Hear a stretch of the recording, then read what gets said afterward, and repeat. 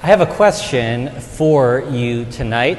Did you know that Home Alone is a Christian movie?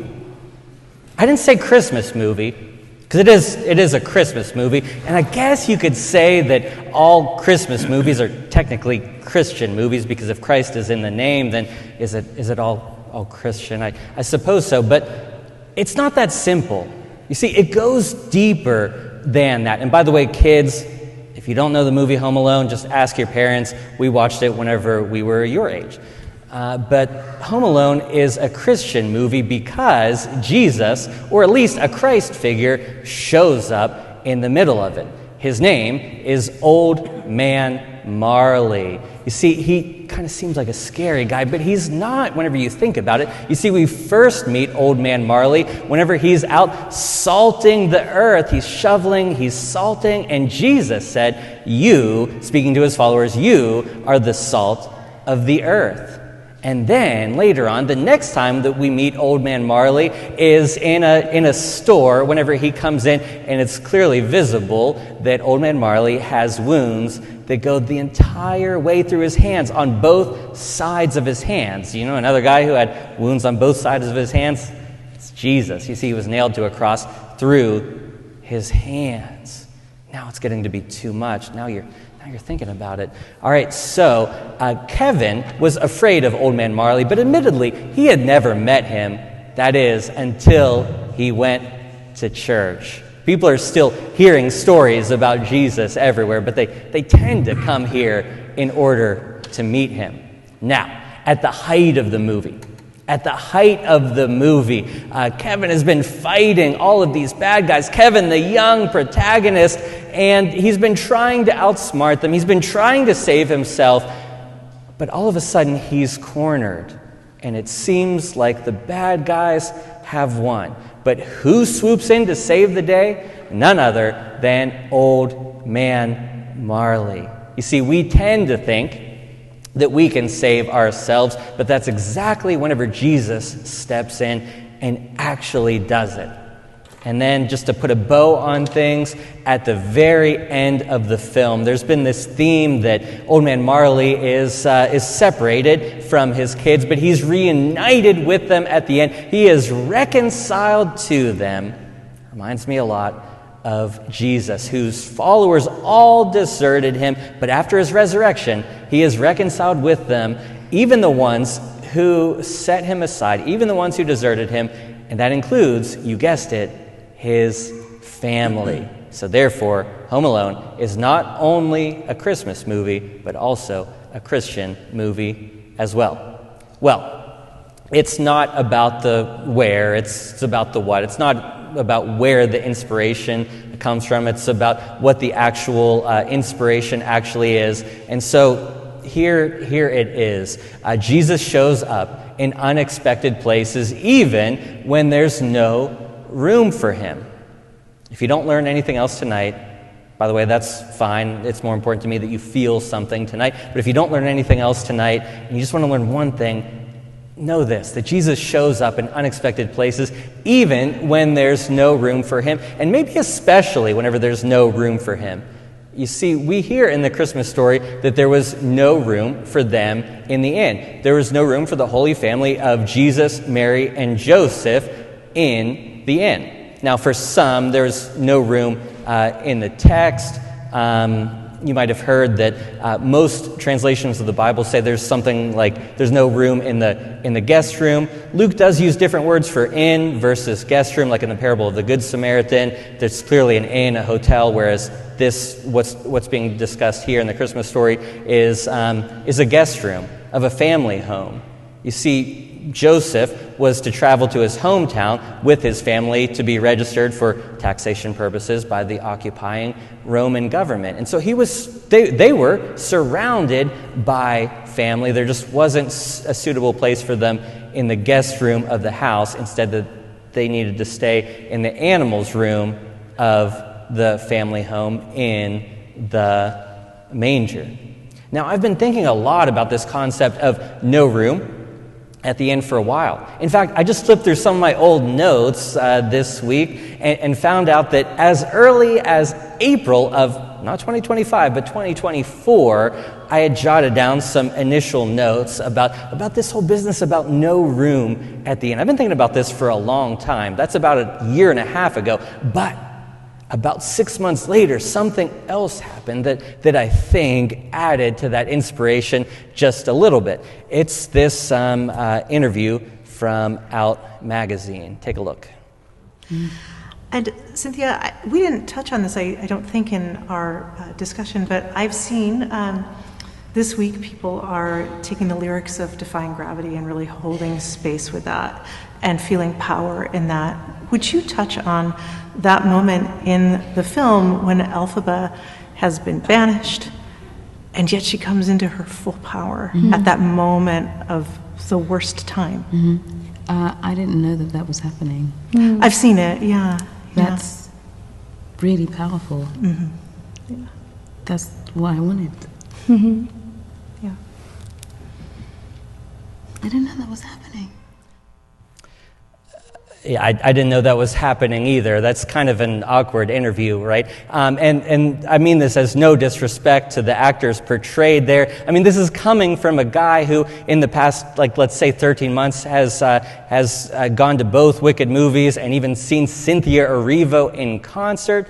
All for my wife, of course. It wasn't for me, but it was for my wife. No, seriously, this is no disrespect to them. And in fact, this interview would go so viral that there would be a follow-up interview where they had to acknowledge we had no idea what was being discussed or what was going on. But they talk about this idea of holding space. They don't even know what to do with it because it is kind of awkward. But this idea of holding space is really the essence of making room. It's being present. It's listening without trying to fix or trying to judge. It's being emotionally available for someone. But that was challenging for the people 2,000 years ago. It's still challenging and kind of awkward and messy for us today. So with our remaining time, let me kind of try to put into words this idea of holding space, of making room. You see, Jesus said that the greatest commandment was to love the Lord your God with all of your heart, soul, mind, and strength. So let's just go through that list. To make room in our hearts is to recognize that the central message of Christmas is the incarnation, that God put on flesh, left the heavenly dwelling place, came and decided to be with us. Not just to be with us, but to be born in the most humble way possible, a true sign of weakness and vulnerability. And so that identifies with him with those who are forced out of the guest rooms of this world and into the animals' rooms. The question for us becomes, whether we will identify with the people who have been pushed out as well and their struggles. Will we make room in our hearts? The second place where we need to make some room is in our souls. We need some room in our souls.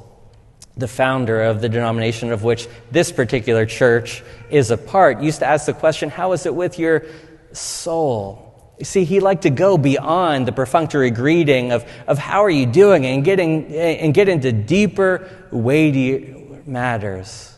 How is it with your soul? We know how it was with the soul of Mary.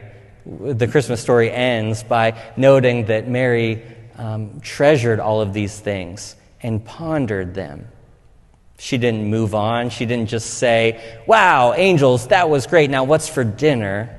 But she continued to go deeper and deeper and think through and ponder and meditate on what in the world was happening to her.